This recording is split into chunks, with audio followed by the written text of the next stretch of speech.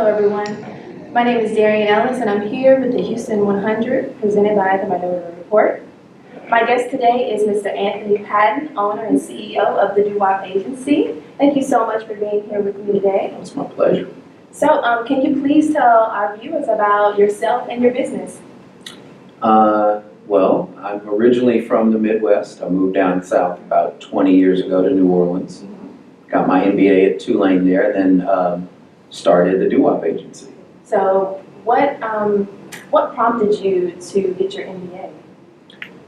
I worked in corporate America and I really wanted to be able to be more strategic about my approach and understand more about how corporate decisions were being made. And ultimately, I knew I wanted to have my own firm. Okay. So do you think the MBA is essential for business owners, or what do you think? I think it depends on your scope. Like if you think in terms of like, I want to impact one area, one city, one cause, I don't think it's necessary. I think when you think bigger, when you're more visionary, you want to impact multiple cities, multiple causes, people globally, then I think it expands your vision. Okay, so coming from the Midwest, you moved to New Orleans. Was that a big change for you? It was huge, yeah. In what way? Culturally, I felt like I was a part of the New Orleans community in a way that I hadn't felt back in the Midwest. I felt, politically, spiritually, economically. I mean, it was like a collaborative, I think, lifestyle that I hadn't experienced before.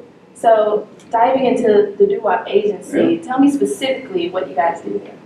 3 things, or really 4 now, but we call it a one methodology: offline marketing, online marketing, and event marketing. And then now we've even added music to our portfolio. But we do a lot of really interesting things. So marketing, media, things of that sort. And what was your motivation for starting that business? It really kind of began, I was writing a paper to finish my MBA, and it was all about solving a problem in a community. And mine, I wrote about the digital divide. So this is in 1999.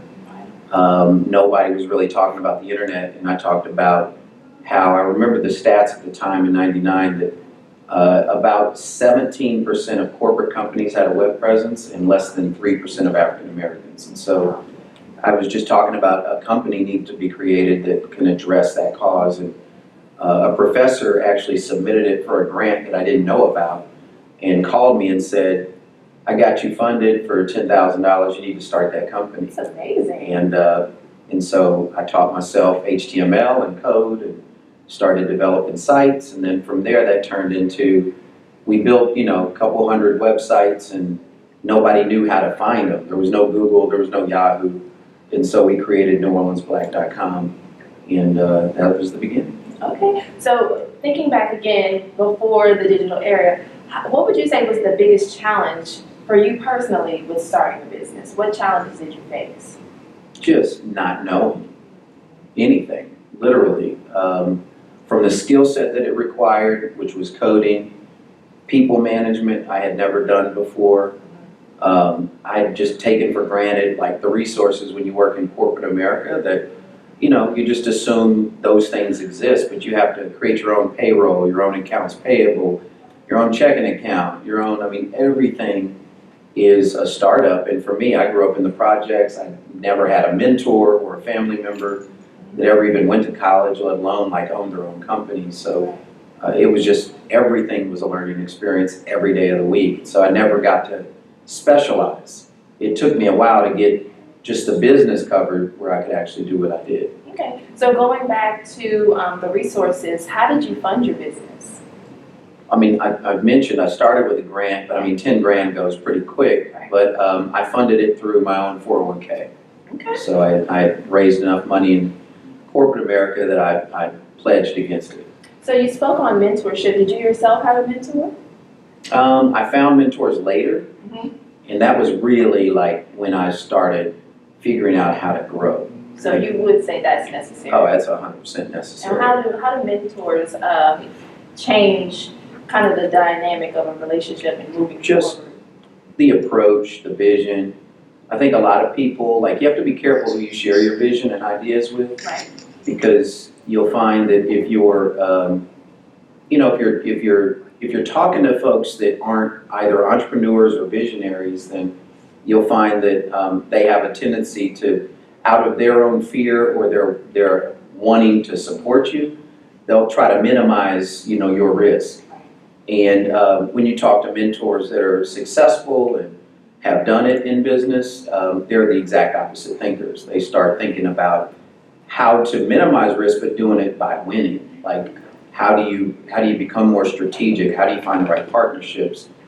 Just people that had been there before.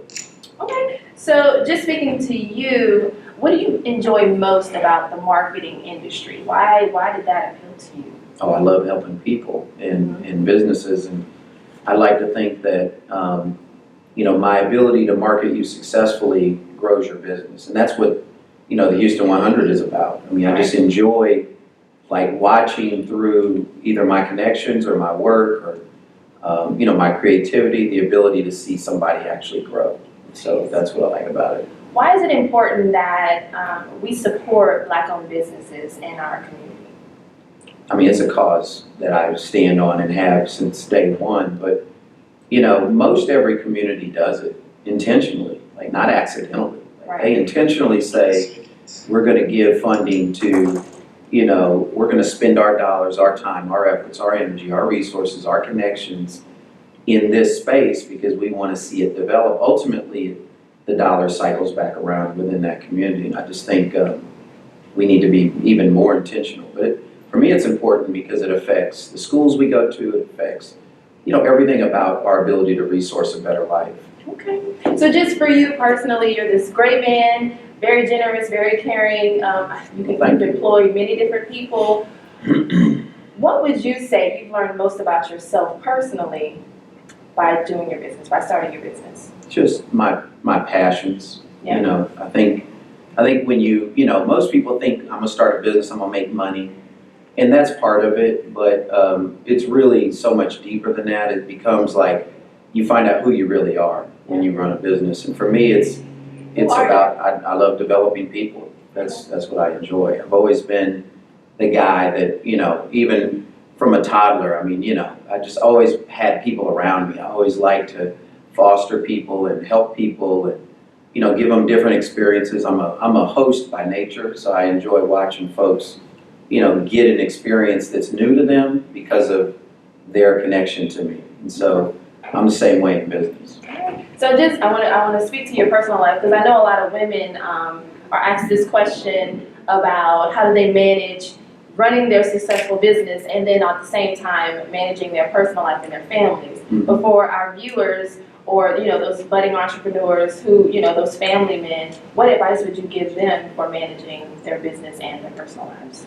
Well, I mean, it's one of the biggest challenges, right? Is especially when you start a business, especially I think Black men and women, it not only is a business that we have passion and care about, but it becomes our identity. Right. And so we tend to be more committed to it than most. And my advice is coming from somebody who did it wrong. I mean, I had a tendency early, my first probably 10 years, I'm now celebrating 20 years. My first 10 years, I was all in, and I thought that was the way I had to be. And I sacrificed my family, I sacrificed, a lot. And so I would recommend that, folks keep it in check and treat it with a little bit of an arm's distance to allow that business to be able to stand on its own. And if it doesn't, and you set deadlines, like I'm really big on writing down goals and putting them in front of me. And if I fail miserably, then I'll kind of check myself as though I was an employee of that business. And if I fail again, then that to me it says that's probably not where I should be spending my time. If you feel like it takes 24 hours a day of your day and every bit of effort that you have to make that thing go, then that's probably not the right business structure or model or product or whatever it is. Wow. Well, again, Anthony, thank you so much for being here. Please tell our viewers where they can find you and your business and support you. Well, all right. Well, you can find the Do-WAP Agency at online, do-wap.com. We specialize in all marketing services, media, as I mentioned. We'd love to earn your business, and we're here in Houston now. We just opened up our office. Well, thank you again. My name is Darian Ellis, here with the Houston 100, presented by the Minority Report. Stay tuned.